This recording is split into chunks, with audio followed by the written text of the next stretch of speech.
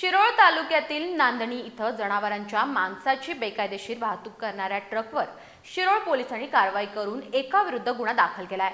या कारवाईत सुमारे 4 टन जनावरांचं मांस आणि ट्रक असा एकूण सुमारे 16 लाख रुपयांचा मुद्देमाल जप्त करण्यात आलाय।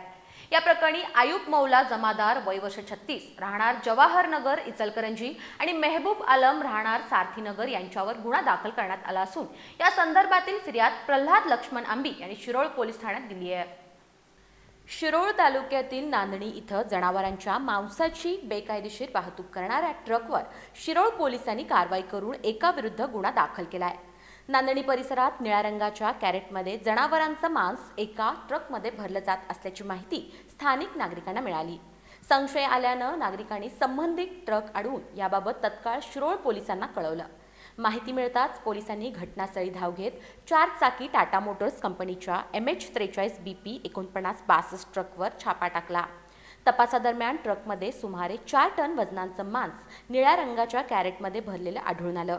मांस वाहतुकीसाठी आवश्यक कोणतीही वैध कागदपत्र आरोपीकडे नसल्याचं स्पष्ट झालं। त्यामुळे पोलिसांनी अंदाजे 11 लाख रुपये किमतीचं जनावरांचं मांस आणि सुमारे 5 लाख रुपये किमतीचा ट्रक असा मुद्देमाल जप्त केला।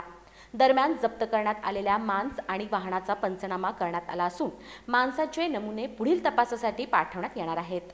नेमके मांस कोणत्या जनावरांचं आहे याबाबतचा अहवाल आल्यानंतर पुढील कारवाई करण्यात येणार आहे। या प्रकरणाचा अधिक तपास पोलीस उपनिरीक्षक शीतल पालेकर करत आहेत।